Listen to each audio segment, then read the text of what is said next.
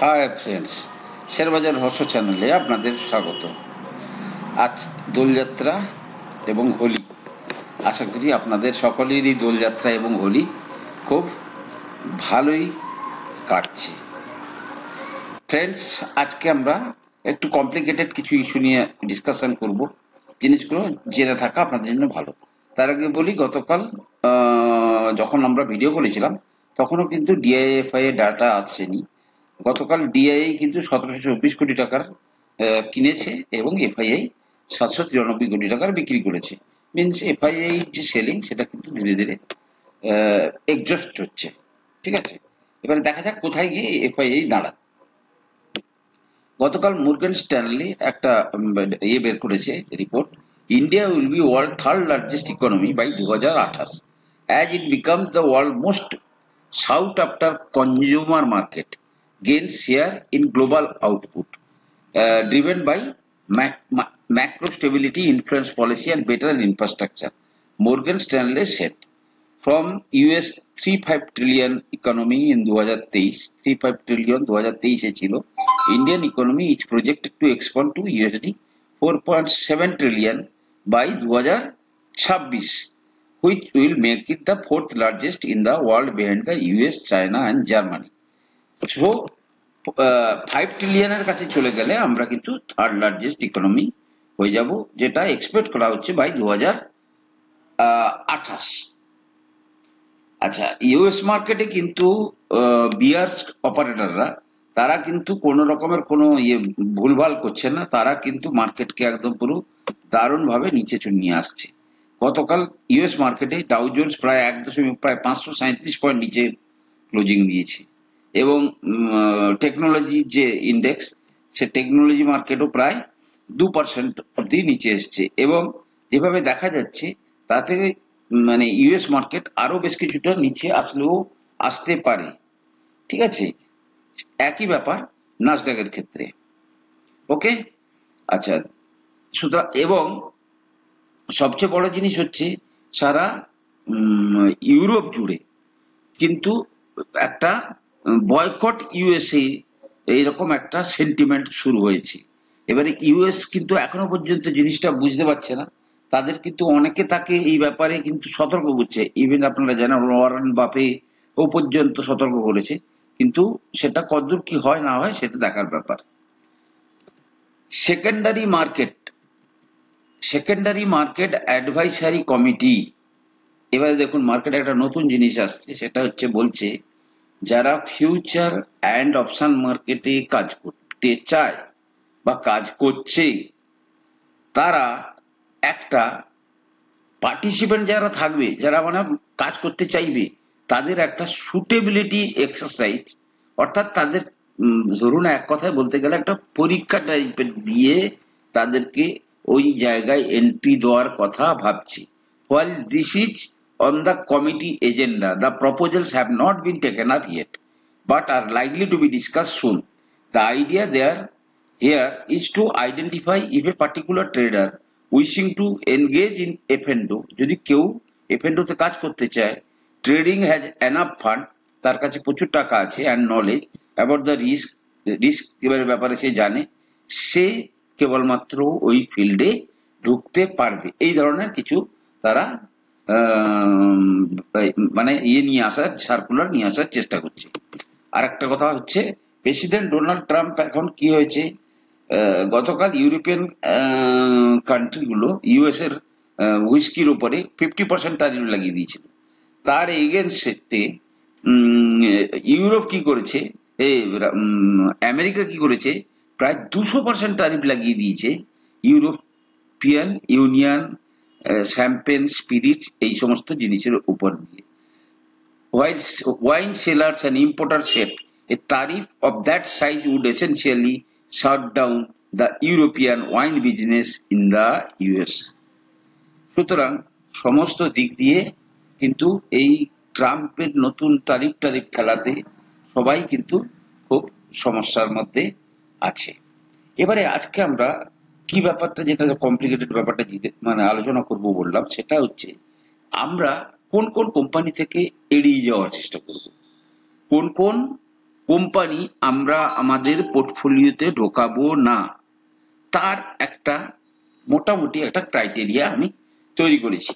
First, high debt to equity. High debt to equity মানে ধরুন আপনারা যখন দেখেন এখানটাতে আমরা কোথায় যাচ্ছি, একদম পুরো স্ক্রিনারি। এখানে দেখুন, ধরুন আমি স্টার্লিং অ্যান্ড উইলসনের কথা বলছি। ইকুইটি যত, ডেট কত, 0.94%, অর্থাৎ 1 কোটি যদি তার ইকুইটি হয়, ডেট কত, 0.94। এবারে যে প্যারামিটারটা বলা হয়েছে যে গ্রেটার দেন 1 হলে, 1-এর উপরে হলে অ্যাভয়েড, 1-এর উপরে হলে অ্যাভয়েড। কিন্তু কিছু কিছু জায়গা যেমন ধরুন ব্যাংক, ব্যাংকের ক্ষেত্রে, নন ব্যাংকিং ফাইন্যান্সের ক্ষেত্রে বা ইনফ্রাস্ট্রাকচারের বড় ক্ষেত্রে, যেমন ধরুন ডেট টু ইকুইটি কত, 6.44। কারণ এদের কাজটাই তো হচ্ছে লোন, মানে টাকা নিয়ে টাকাকে খাটানো, তাহলে এদের তো লোন থাকবেই। যেমন ধরুন এটা একটা, তাহলে ব্যাংকিং সেক্টরটা বুঝতে পারলেন। যেমন ধরুন ধরুন বাজাজ ফাইন্যান্স, আমি আর একটা উদাহরণ দিয়ে দিই, একটা ফাইন্যান্স কোম্পানি। তো বাজাজ ফাইন্যান্সে যদি দেখেন 3.74 ইকুইটি কত, তার তুলনায় ডেপ্ট হচ্ছে 3.74। আর আমাদের ক্রাইটেরিয়া কি না, গ্রেটার দেন 1 হলে তাকে অ্যাভয়েড করার কথা বলা হবে। বাট এই সমস্ত ক্ষেত্রে এক্সেমশন, এগুলোর ব্যাপারে কিন্তু ওইভাবে দেখলে চলবে না। এবারে আরো কিছু কোম্পানি আছে, যেমন ধরুন টাটা পাওয়ার। পাওয়ার সেক্টরের যত সমস্ত প্রজেক্ট, এগুলো কিন্তু অত্যন্ত হাই ক্যাপিটাল ওরিয়েন্টেড। এদের ক্ষেত্রে কিন্তু ধরলে চলবে না যে ডেট টু ইকুইটি বেশি বলে। ক্লিয়ার? এদের ক্ষেত্রে এক্সাম্পশন, এদের ক্ষেত্রে হতে পারে। যেমন ধরুন L&T, লারসেন এন্ড টুব্রো, এর ক্ষেত্রে লারসেন এন্ড টুব্রো,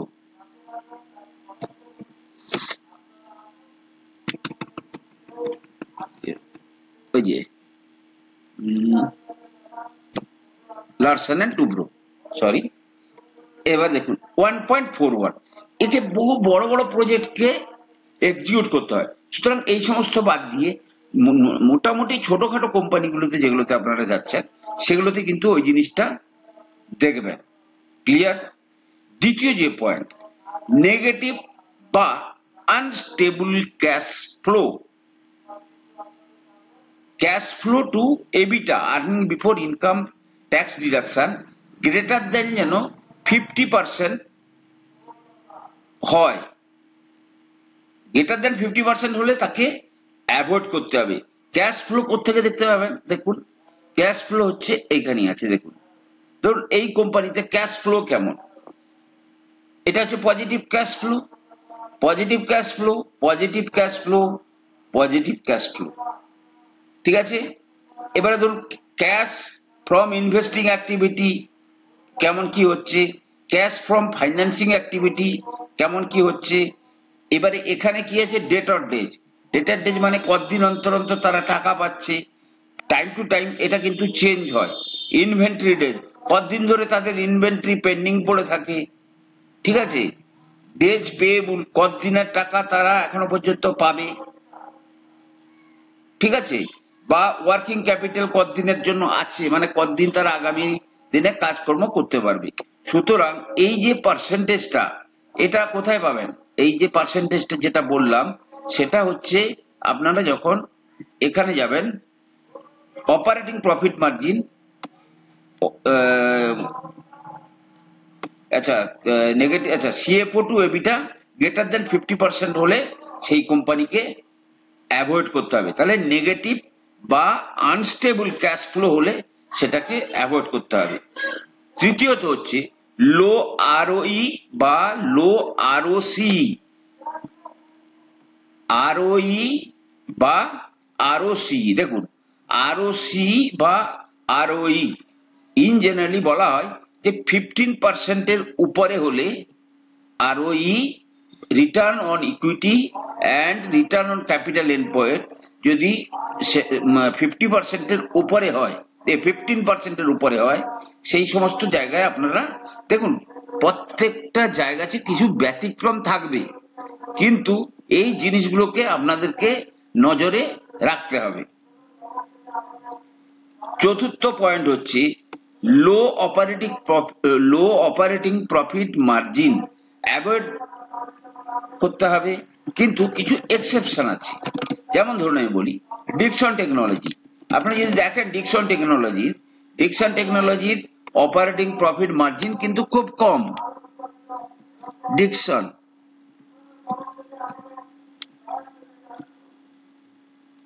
এখানে যদি দেখেন প্রফিট এন্ড লসে গিয়ে অপারেটিং প্রফিট মার্জিন কত, 3%। মিনস কোম্পানি কিন্তু এখানে কোম্পানি হিউজ কোয়ান্টিটিতে কাজ করছে, বা কোম্পানির অর্ডার বুক খুব ভালো, বা কোম্পানি এমন একটা মানে স্পেসিফিকেশনে কাজ করছে যার জন্য সে কাজগুলো পাচ্ছে। কিন্তু ফাইনালি কি হয়, এই সমস্ত যাদের লো মার্জিন কোম্পানি তারা কিন্তু অন্য কোম্পানির কাছে বা তাদের বিজনেসের যে ভ্যালু সেটাকে কিন্তু তারা মার্জিন বাড়িয়ে কিছু করতে পারে না। হতে পারে এখান থেকে যদি 2% চলে আসে, তখন তারা কিন্তু মানে আর উঠতে পারে না, ধীরে ধীরে তাদের মার্জিন কমতে থাকে। ঠিক আছে, তো অপারেটিং প্রফিট মার্জিন যাদের কম সেই সমস্ত শেয়ার অ্যাভয়েড করার চেষ্টা করবেন। ব্যতিক্রম সর্বত্র আছে। ঠিক আছে, লো অপারেটিং, আচ্ছা extreme volatility on operating profit margin. Extreme volatility on operating profit margin, যেমন ধরুন উদাহরণ হিসাবে ধরুন টাটা স্টিল। এবারে টাটা স্টিলে যদি যান, দেখুন এখানে কি হচ্ছে, 3% margin, 11% margin, 2% margin, -1% margin, 12% margin, 17% margin, 19% margin, 26%। Means এদের যে বিজনেস এটা কিন্তু একটা গ্লোবালি একটা সাইকেলের মধ্যে দিয়ে চলে, এখানে কোম্পানির কিন্তু কিচ্ছু করার থাকে না। সুতরাং কখনো তাকে তার প্রোডাক্টকে মানে লেস মার্জিন বা নেগেটিভ মার্জিনেও বিক্রি করতে হয়, আবার সুযোগ এলে সে তার মার্জিনকে 20% পর্যন্তও নিয়ে যেতে পারে। ক্লিয়ার? বিশেষ করে মেটাল সেক্টরে অপারেটিং প্রফিট মার্জিন কিন্তু অত্যন্ত মানে খুব ভোলাটাইল। ওকে, আচ্ছা লো অপারেটিং প্রফিট মার্জিন, আচ্ছা extreme volatility on operating profit margin metal, এগুলোকে সাধারণত অ্যাভয়েড করবেন। সিক্সথ পয়েন্ট যেটা হচ্ছে frequent leadership changes. Frequent leadership change বলতে যদি দেখেন কোম্পানির সিইও, কোম্পানির ম্যানেজমেন্ট পরিবর্তন হচ্ছে, কোম্পানির ম্যানেজমেন্ট পরিবর্তন হচ্ছে বারবার ধরে, কি ধরুন মানে সিএফও চেঞ্জ হচ্ছে। আপনি দেখুন একটা কোম্পানি, এরকম বহু উদাহরণ আছে। যেমন ধরুন একটা কোম্পানি কিছুদিন আগে খুব কন্ট্রোভার্সির মধ্যে চলছিল, BCG group, Bytecom group, BCG group, এই কোম্পানিতে কিন্তু সিও পরিবর্তন এবং সিএফও পরিবর্তন সবকিছু হয়ে গেছে, এবং আজকে কোম্পানি কোথায় এসে দাঁড়িয়েছে, কোথাকার কোম্পানি কোথায় এসে দাঁড়িয়েছে দেখুন। সুতরাং যখনই দেখবেন কোনো কোম্পানিতে সিইও বা সিএফও পরিবর্তন হচ্ছে ঘন ঘন, তাহলে সেক্ষেত্রে কি হবে, সেই কোম্পানি থেকে আমাদেরকে দূরে থাকতে হবে। ঠিক আছে, নেক্সট যেটা হচ্ছে sudden auditor changes and rating downgrade. যেমন ধরুন বিসিজি তো ছিলই, জেনসালে মানে অডিটার চেঞ্জ হোক না হোক কিন্তু রেটিং ডাউনগ্রেড চলে আসতে শুরু করেছে, এবং বলছে যে যারা জেনসলকে লোন দিয়েছে তারা ডিফল্ট মানে জেনসল তাদের কাছে ডিফল্টেড হবে। ক্লিয়ার? তাহলে sudden auditor changes and rating downgrades সেখানে সেগুলোকে অ্যাভয়েড করতে বলা হয়েছে। এইট পয়েন্ট হচ্ছে high revenue guidance and poor earnings. এর মানে কি, সত্যি বড় ভিকটিম হচ্ছি আমি নিজেই, যেমন ধরুন এমটার টেকনোলজি, তারা কিন্তু হাই রেভিনিউ আর্নিং এর গাইডেন্স দিয়েছিল। ইভেন এসডব্লিউ সোলার ৮,০০০ কোটি টাকার প্রায় রেভিনিউ গাইডেন্স দিয়ে সেটাকে পরে ৩টে কোয়ার্টার চলে যাওয়ার পরে গাইডেন্স দিচ্ছে যে ৬,০০০ কোটি টাকা রেভিনিউ আসবে, যখন অলরেডি শেয়ার হোল্ডাররা ফেসে আছে। সুতরাং যে সমস্ত কোম্পানি হাই রেভিনিউ গাইডেন্স এর কথা বলবে কিন্তু পুয়ার আর্নিং দেখাবে, যা বলবে তার চেয়ে কম করবে, তাদের থেকে দূরে থাকতে হবে। ক্লিয়ার? 9th পয়েন্ট হচ্ছে যে সমস্ত কোম্পানি খুব ঘন ঘন তাদের ইকুইটিকে ডাইলুট করছে, মানে প্রমোটার মাল বিক্রি করছে, যেমন ধরুন হ্যাপিয়েস্ট মাইন্ড, যেমন ধরুন এই দেখুন বিসিজি গ্রুপ কি অবস্থা হয়েছে দেখুন, এরকম বহু উদাহরণ আছে। এবারে কি বললাম আমি, হ্যাপিয়েস্ট মাইন্ড,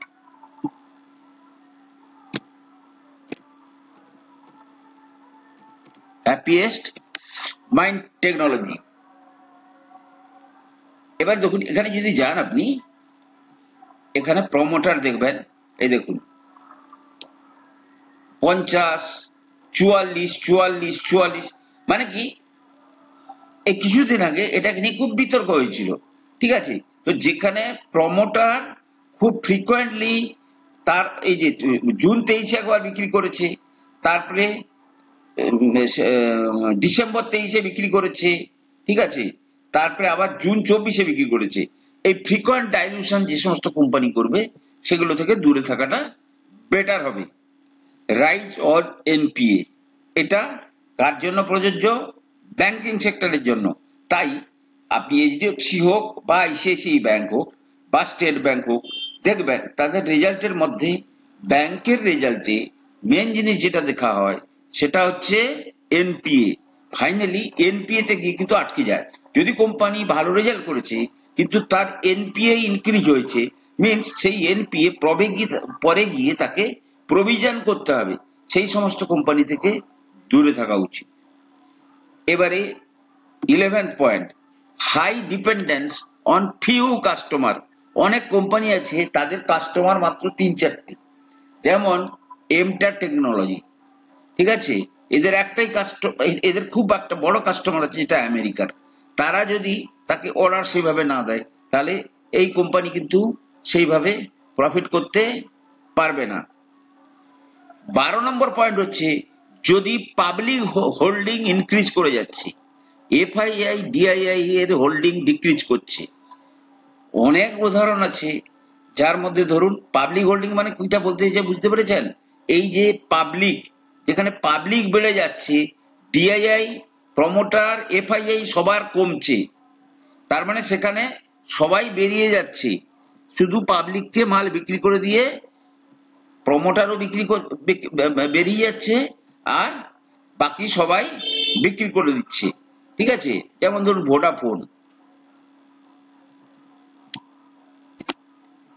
ভোডা, এই সমস্ত হচ্ছে তার মূল উদাহরণ আর কি, বুঝতে পেরেছেন তো? এগুলো পরে ইকুইটি বাড়িয়েছে, গভর্নমেন্ট ইকুইটি নিয়েছে। তো যেখানে পাবলিকের হোল্ডিং বাড়ছে এবং এফআইআই ডিআইআই প্রমোটারের হোল্ডিং কমছে, সেই সমস্ত কোম্পানিকে অ্যাভয়েড করতে হবে। Last but not the least, over hyped companies on social media. টিভিতে যে সমস্ত শেয়ারকে নিয়ে খুব বেশি বাড়াবাড়ি করা হচ্ছে, সেই সমস্ত কোম্পানি থেকে নিজেকে দূরে রাখুন।